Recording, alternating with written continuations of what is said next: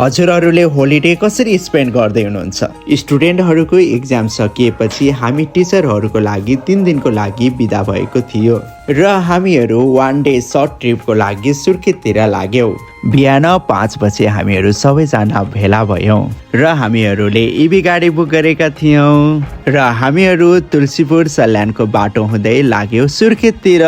बोटेचौर पुग्ने बित्तिकै हामीहरू नास्ता खान लाग्यौँ र हामीहरूले गाडीलाई चार्ज पनि लगायौँ र यो इभी गाडी चाहिँ चार्जबाट चल्छ भन्ने कुरा चाहिँ मलाई त्यहाँ गएपछि मात्र थाहा भयो।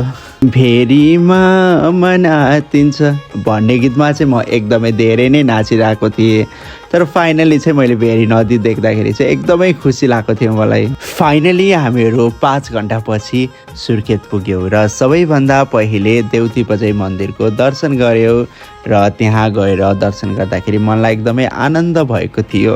मन्दिरको दर्शन गरिसकेपछि हामीहरू थकाली खाना खानको लागि गयौँ। सबैभन्दा पहिले मुही आयो, मुही चाहिँ एकदमै मिठो थियो र त्यसपछि चाहिँ खानाको सेट पनि आयो र मलाई एकदमै धेरै भोक लागिरहेको थियो, त्यसैले मैले छिटो खानाहरू खाएँ। त्यसपछि हामीहरू पुग्यौँ काक्रे बिहार मन्दिर। काक्रे बिहार मन्दिरको आर्किटेक्चर डिजाइन एकदमै मनमोहक र आकर्षित थियो। त्यहाँ मन एकदमै आनन्द र शान्त भएको थियो र त्यसपछि हामीहरू पुग्यौँ लाटीकोइली मन्दिर। लाटीकोइली मन्दिरको पनि आफ्नो छुट्टै मान्यता रहेछ।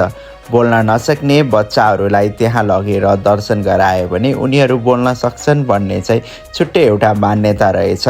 त्यस लगत्तै हामीहरू घण्टाघर गयौँ र घण्टाघर जाँदाखेरि एक्ज्याक्टली 4 बजेको थियो। गर्मी पनि बढिरहेको छ, त्यसैले आइसक्रिम जुस खाएर हामीहरू लाग्यौँ बुलबुले ताल हेर्न र अन्तिममा सुर्खेतको एकदमै प्रख्यात ठाउँ बुलबुले तालमा हामीहरू पुग्यौँ र बुलबुले ताललाई चाहिँ एकदमै संरक्षण गरेर राखेको थियो। फास्ट सिपको पनि टिकट काट्यौँ र हामीहरूले फास्ट सिपमा चढ्यौँ र फास्ट सिपको पनि मनोरञ्जन लियौँ। यसरी हामीहरूको 1 डे सर्ट ट्रिप सकियो। हजुरहरूले कसरी होलिडे मनाउँदै हुनुहुन्छ कमेन्टमा लेख्नु होला है त।